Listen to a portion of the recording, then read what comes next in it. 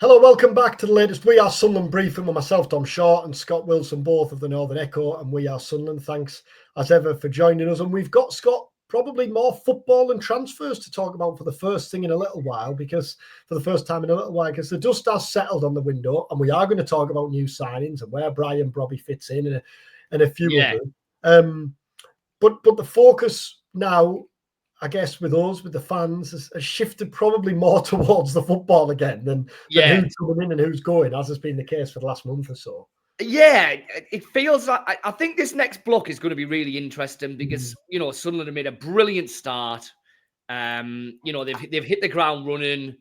There's obviously, like you said, there's a new batch of signings, the deadline day signings that we still haven't seen yet. So it'll be interesting to see how they settle and integrate now. But this next month probably feels like, I don't want to say giving us a better reflection, because that probably is unfair on just how well Sunderland have done. And that, there's no reason why what we've seen so far isn't a fair reflection of what Sunderland are.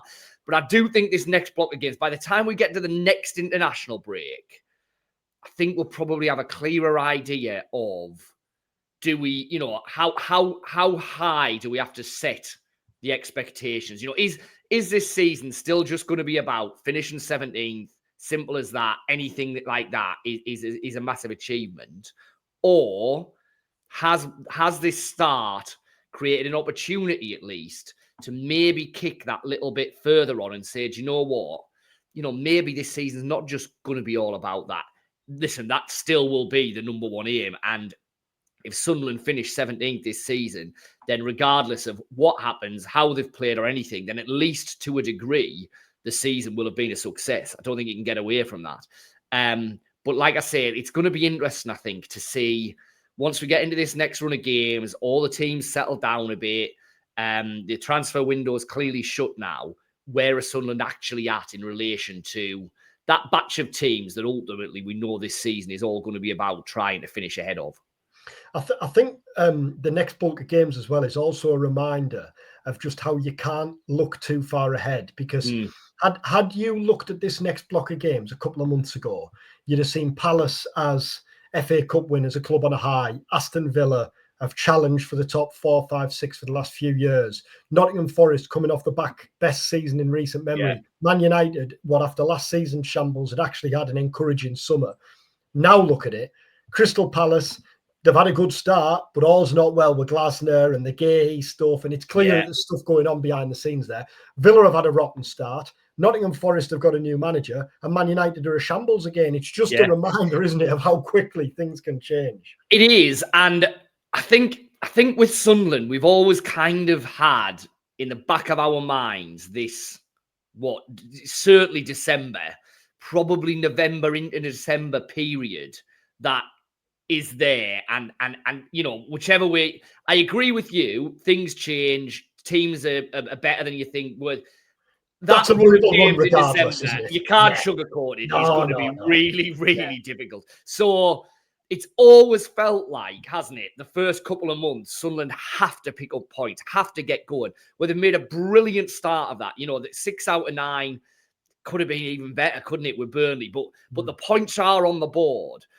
But I think we know that they need to keep that ticking over this next block of games, this next month, because by the time we're getting into the real back end of the year, it is going to get more difficult. There's no getting away from that. And this is not an overreaction to losing one away game, but Sunderland also have to pick up points away from home this season, because if they don't, or if they pick up very, very few, it just puts added pressure on those home games, doesn't it? Yeah, well, they've missed one of the best, if not the best, opportunity that they're going to get to winning a away game this season, because I haven't seen anything that dissuades me from thinking that Burnley will finish in the bottom 3, might even end up finishing bottom. Let's see. But are Sunderland going to win games at Man City, Liverpool, Arsenal? They might do. It's not utterly inconceivable, but it feels like there's not many points going to be got there. So you're right. This, if you like, middle rank of teams, which I think you'd certainly have Palace in, and I think you'll have Forest in when Sunderland are next on their travels after this. Sunderland are going to have to pick up some away points against that middle rank of teams. I think you're absolutely right. If they're going to, if they're going to stay in the league, if they're going to get enough points to drive up the table, it can't just be about winning games at the Stadium of Light. And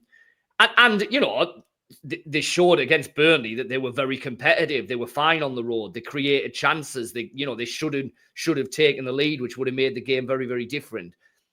But that's Burnley. I do think Crystal Palace are a lot better team than Burnley. So let's see how that goes at the weekend. And I think this next block of games, 4, 5, 6, however many games, is going to be revealing for not just the reason you said at the top there, but also in a month's time, in 6 weeks' time, we're going to have a far better idea of what Labrisse's strongest 11 is, or how signings fitting in. So, for example, all the defenders who've been out injured, is Dennis Serkin going to play a prominent role this season? We don't know those questions. What's the striker pecking order, which we'll get onto, but who's the first choice striker? Is that midfield dynamic going to change at all? I guess Labrise will look at it and actually think we've got 6 points out of 9, and the best is undoubtedly to come because we're still signings in, we're still missing key players. We're going to find out a lot more, though, aren't we, about the team, the signings, the makeup of the squad in the next 4 or 5 weeks, I think. Yeah, absolutely. And because Sunderland did do quite a lot of late business, it feels like there are still quite a lot of unanswered questions that we don't know, that we will have to see. Where's Gertrude going to play? Is he a first choice centre half? Has he been brought in because of his versatility? Is Trey Hume's place as nailed down as we thought it was? And then, like you say, once you get Ballard back, once you get 09 back, once you get the injured defenders back, how much football are any of them going to play? What's Enzo Lafayette's kind of best position going to end up being? I think that's still up for talking. Is Bertrand Traore coming in as the first choice player on the left flank, on one of the flanks? Brian Brobby, is he an either or with Mayenda/Isidore, or is there an option for one of them to play wide or even more deep lying as a kind of 10? All of that is in the mix, isn't it? And at the minute, we don't really know. Now, I don't think we'll find a lot of that out at the weekend, because I suspect the deadline day sign. I mean, I don't think Brobby will start. No, Traore maybe, but feels probably more likely to be on the bench. Gertrude, I think, again, probably on the bench, although he could start, depending on what centre halves are available. We don't quite know where Dan Ballard's at. So, I think it will take 2 or 3 games before we start to see that. And clearly, there might be injuries in the intervening period that affect that. But yeah, I think certainly in relation to the players that came in on deadline day, a lot that we still don't really know. You mentioned the centre forwards there. We had a story up on the Echo this week. Labrise talking about Mayenda, who obviously scored in the opening day win over West Ham, then hasn't scored in the 2 games since. Missed that early chance at Burnley.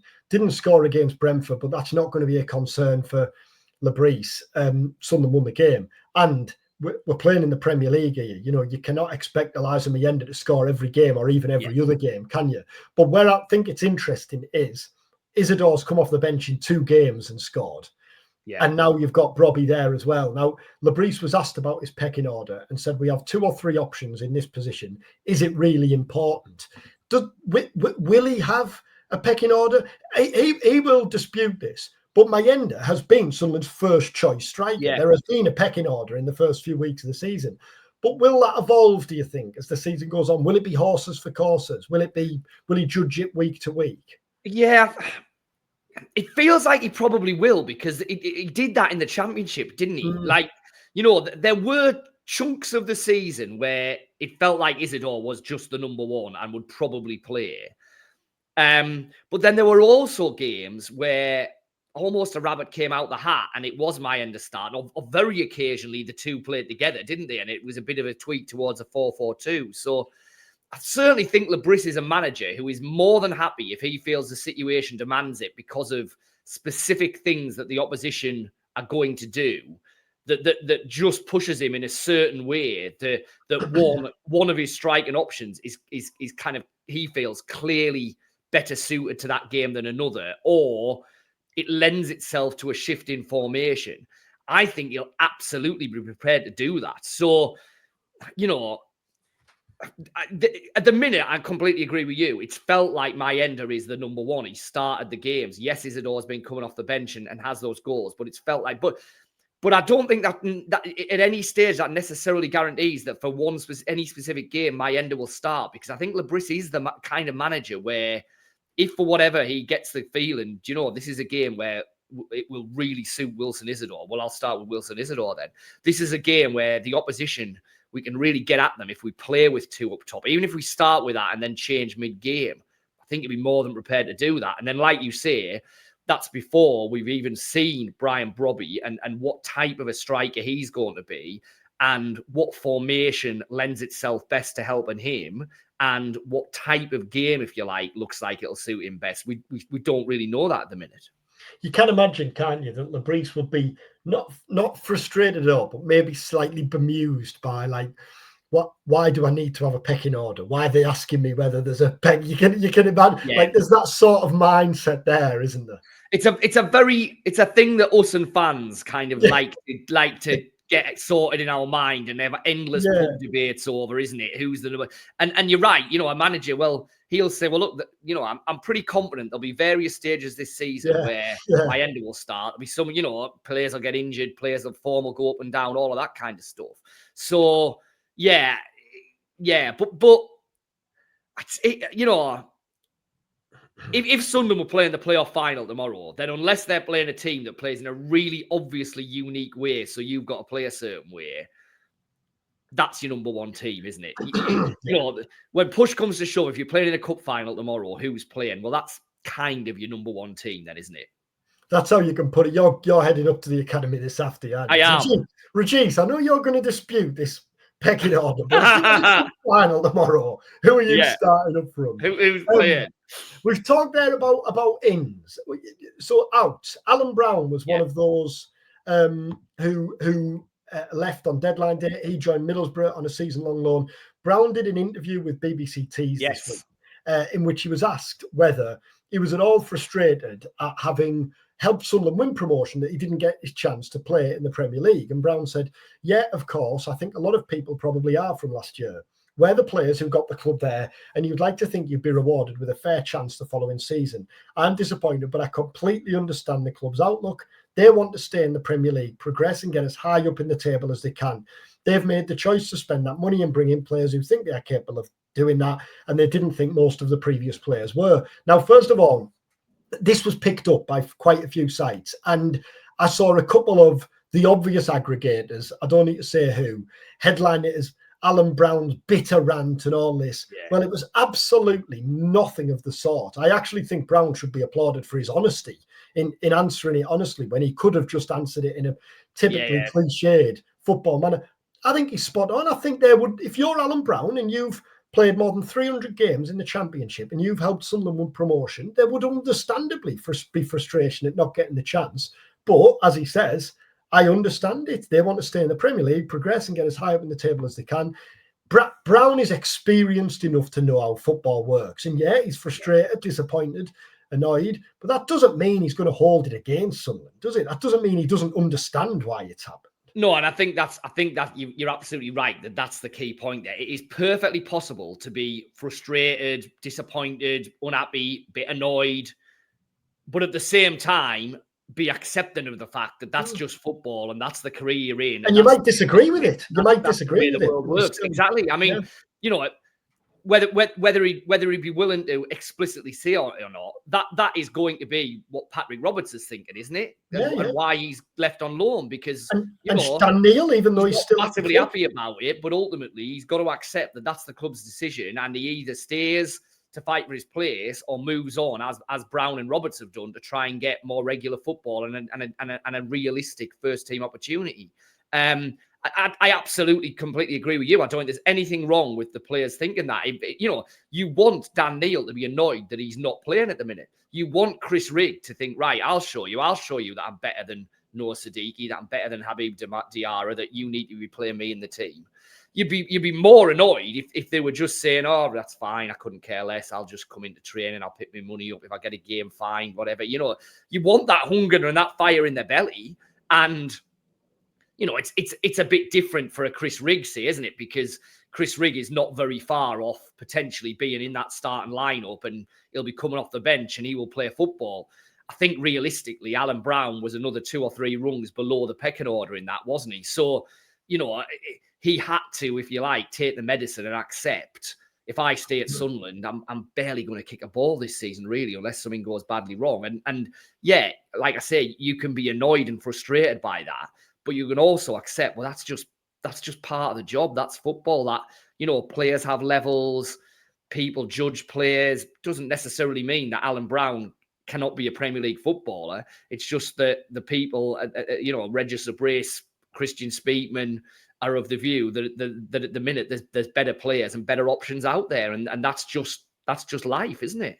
Browne went on, it could be a fair assessment because you see it so often when teams go up and come back down and go back up and become a yo-yo team. They obviously don't want to do that. I think they've probably looked at Nottingham Forest from a few years ago and tried to replicate that. I think fair play. And I think exactly.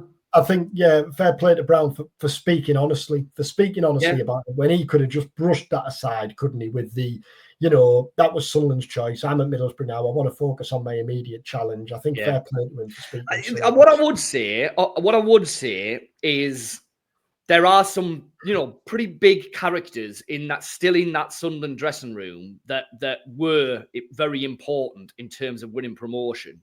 And if come Christmas, they've barely kicked a ball, then I think we've openly said that. We've said it a number of times. Register Briss is going to have to manage that carefully. It is going to be one of the challenges of this season. How do you manage that? That you have still got a core of that championship winning team who things might change. They might play a lot of football, but at the minute, Patterson, O'Nien, Sirkin, Neil, Rigg, yes, they might come into the team. They might play a lot more football than we maybe think they are, but they might not. And Labris is going to have to manage that because, that frustration is there clearly from Browne. You would imagine it's kind of there with all of them. Some of them are in different positions because they've been injured. I accept that. But it might, what they're feeling now and what they're feeling come the middle of December when it's 3 months and they've barely played any football, that is going to be a dynamic that Labris is going to have to manage. Yeah, because if you're Dan Neil now, for example, you're thinking, I'll play. Well, you're thinking I'll get a chance, won't you? If someone gets injured. Yeah. There'll be times when he makes changes. I just need a chance. That's fine now. If you still haven't had that chance by December, especially if you're Dan Neil, you're in the last year of your contract, the window's opening in January, blah blah blah. That's a dynamic that Labris is going to have to be mindful of. Palace then. If various reports are to be believed, had Mark Gay signed for Liverpool on deadline day, Sunderland would have been facing a managerless Crystal Palace this weekend, because all the suggestions were that Glasner was ready to walk had Gay gone and not been replaced. Yeah. I mean, there's been a number of clubs, haven't there, where there's been pretty fractious summers and fractious ends to the window. Clearly we've seen it this week with Forest, who Sunderland are going to play not too far down the line, and the managerial change there. It did feel like Glasner was ready to say, this is make or break for me. If you sell Mark Way and don't give us a chance to replace him, then I'll walk. I mean, Guay's going to be interesting, isn't he? To what extent is he going to take the medicine and just settle back in there at Palace? The narrative is there, isn't it? That Alexander Isaac and Johan Wissa go on strike, get the moves. Mark Guay behaves as a fan you'd want players at your club to behave, does everything by the book, is ultra professional, and gets the rug pulled out from you at the very last minute and doesn't get his move to Liverpool. So, he is going to be frustrated, annoyed, and all the things that we've talked about with Alan Browne, isn't he? But he is still there as a Palace player. So you get the impression from him that he's fundamentally a pretty decent guy and a good professional, and we'll almost certainly get over that. But that is an interesting dynamic going into this. How will he react? How will he be received, and all of that kind of stuff. But they've started well, Palace, haven't they? For all that we talk about all of that going on, they have started well. So he's done a great job there, hasn't he? He's done a great job there. Yeah. Oh yeah. I mean, Mateta, really good. Sarr, really good. Yes, they've lost Eze, but they've still got a real attacking threat. They've got your wing backs. You know, Munoz, one of the best attacking wing backs in the league. The back three has looked really good. Lacroix, Richards, Guehi. They just look a solid, well-established Premier League club, and they're normally pretty good at Selhurst Park, aren't they? So it's a big test for Sunderland this weekend. There's no doubt about that.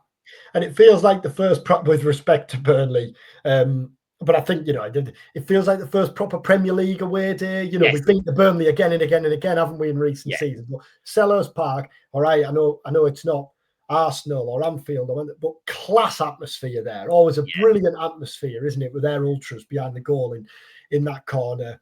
Day trip to London and what have you. It feels like and against a team who, like you say, have made a good start, are in Europe, will have expectations of getting back into Europe next year. For all that we say, you know, there has been this level of upheaval.